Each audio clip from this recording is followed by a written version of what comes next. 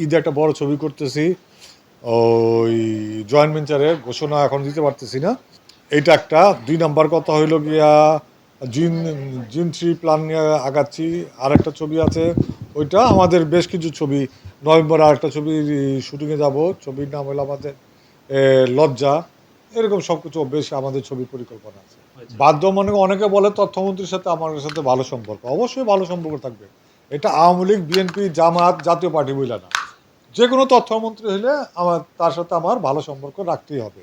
যদি সিনেমা বানাইতে চান, আমি জয়েন্ট ভেঞ্চার যখন করি আমাকে তথ্যমন্ত্রীর অনুমোদন লাগে। আমদানি করার জন্য তথ্যমন্ত্রীর অনুমোদন লাগবে। একটা ছবি যখন রপ্তানি করি, আমরা যে বাইরে যে ছবিগুলি চলে রপ্তানি করি, এটা তথ্যমন্ত্রীর অনুমোদন লাগে। সো আমরা তথ্যমন্ত্রীর অনুমোদন ছাড়া কোনো কিছু করতে পারি না। সো আমাকে তথ্যমন্ত্রণালয় যেতে হবে। এই যে আমি তো এই এখন যে তথ্য উপদেষ্টা তার সাথে আমি যাব, আমি একটা জয়েন্ট ভেঞ্চার যে বললাম জয়েন্ট ভেঞ্চার ছবি হবে, আমার তার কাছে যেতে হবে। আমি আমি হয়তো আগামী সপ্তাহে ওনার কাছে যাবো, অ্যাপয়েন্টমেন্ট নিয়ে যাবো।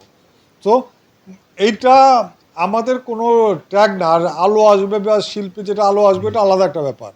যদি কোনো শিল্পী নগ্নভাবে কারোই করে, ওটা আলাদা জিনিস। আর এইটা হলো মনে করেন একটা প্রোগ্রাম, একটা যখন পিএমের একটা প্রোগ্রাম হবে, ডাকলে যে কোনো শিল্পী যাবে, যাইতে বাধ্য, না গেলেই বরণটা খারাপ।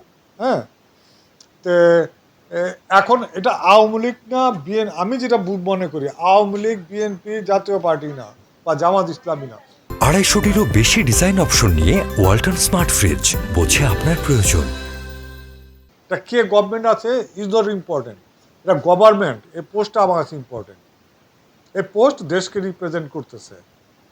সে যেভাবেই আসুক, সে চুরি করে আসুক, ডাকাতি করে আসুক, আর অভ্যুত্থানের মাধ্যমে আসুক, নৈশ ভোটের মাধ্যমে আসুক, বা বিপ্লবের মাধ্যমে আসুক, সে এখন head of the government. So উনাকে ডাকলে আমাকে যেতে হবে, এবং আমার যাওয়াটা আমার দায়িত্ব, এবং এটা আমার উচিত যাওয়াটা। সো এটা যে কোন, আর যেহেতু শিল্পীদের এটা বেশি হয় কি, শিল্পীরা হইল সাকিব খান আজকে যদি রাস্তায় দাঁড়ায়, আপনার 5 মিনিট দাঁড়াবে, এক প্লাটুন পুলিশ লাগবে রাস্তা পরিষ্কার করার জন্য। আপনারা সবাই অ্যাগ্রি করেন। বা মৌসুমি যে এখন সিনেমা করে না, বা সাবনুর যে সিনেমা করে না, ওরা দাঁড়াইলে এখন রাস্তা বন্ধ হয়ে যাবে। হ্যাঁ, তার মানে কি, এদেরকে মানুষ ফলো করে, এরা দেখতেছে, এদের তো লাভ পরিমণি। দেখেন ওর কি 1 কোটির উপর ফলোয়ার আছে ফেসবুকে। কত সাকিব খানের, নুসরাত ফারিয়ার আছে, আর ক্রিকেটার সাকিব আল হাসানের আছে হয়তো। এরকম যারা সেলিব্রিটি, সাকিব আল হাসান ক্রিকেট খেলো কিন্তু সে সেলিব্রিটি। তো এই সেলিব্রিটিদের সবসময় গভর্নমেন্ট ইউজ করবেই, গভর্নমেন্ট ডাকবে প্রোগ্রামে। যদি পলিটিক্যাল গভর্নমেন্ট হয়, তারা তারা তাদের প্রোগ্রামে ডাকবে, এবং এটা ছাড়া প্রোগ্রাম জমে না। এইখানে যদি কোনো শিল্পী না আসে, প্রোগ্রাম তো জমবে না। প্রোগ্রাম জমানোর জন্য শিল্পী দরকার।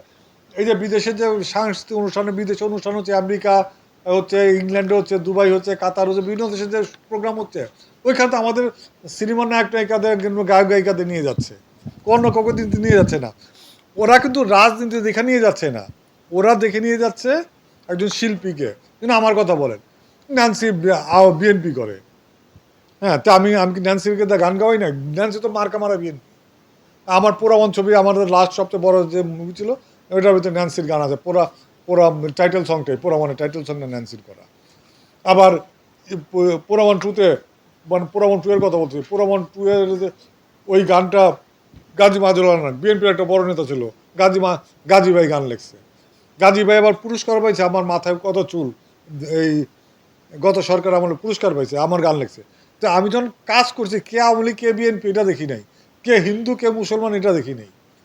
এর আমার দরকার, এর ট্যালেন্ট, একে আমার কাজ হবে, আমি কাজটা করছি। সো এইখানে আপনারা কেউ বিভাজন করার চেষ্টা করবেন না, এই বিভাজনটা খুব ক্ষতি। এমনি আমাদের ইন্ডাস্ট্রিটা খুব ছোট।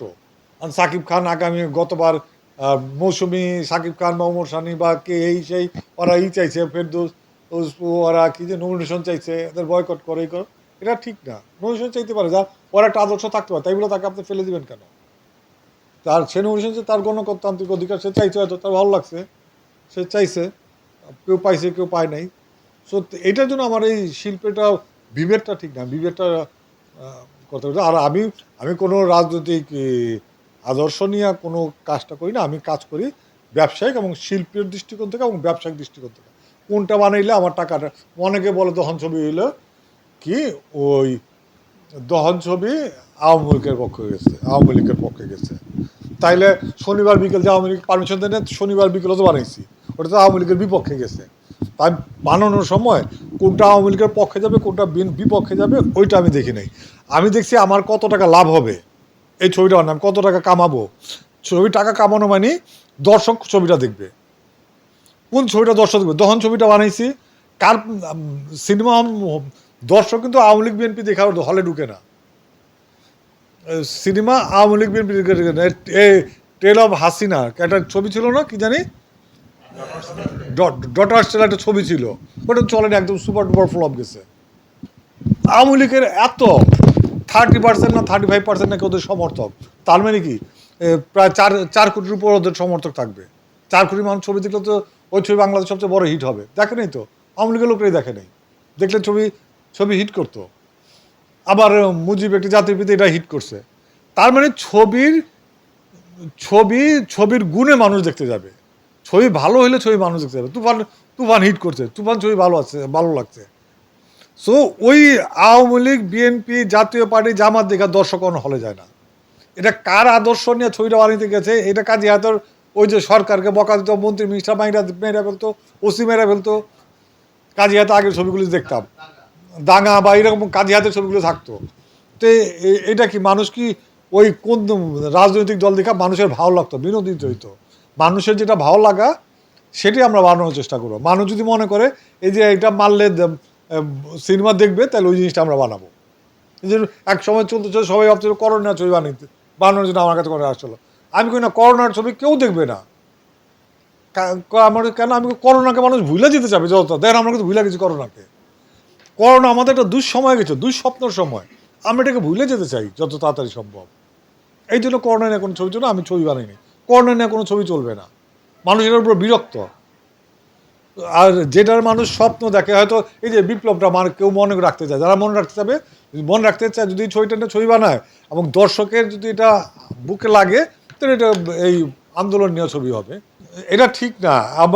আমি বলতেছি দহন ছবি এর জন্য বানাইছে কি জানি আওয়ামী লীগের এজেন্ডা, তো এটা বলে নাই যে শনিবার বিকেল বানাইছে বিএনপির এজেন্ডা নিয়ে। তাহলে কারণ শনিবার বিকেল তো গত 6 বছর আওয়ামী লীগ দেয় নাই কি জানি, সেন্সর দেয় নাই। 2,70,00,000 টাকা আমার আটকা রয়েছে, 2,70,00,000 টাকা ছবি 6 বছর ধরে আটকায় রাখছে আওয়ামী লীগ সরকার। তাহলে ওইটাকে আমি বিএনপির জন্য বানাইছি আর ওটা আওয়ামী লীগের জন্য বানাইছি। ছবি প্রেমের বাইরে ছবি বানাইলে হয় আওয়ামী লীগের যাবে, না বিএনপির যাবে, না জামাতে যাবে। প্রেমের বাইরে ছবি বানাইলে একটা না একটা কিছু হবে।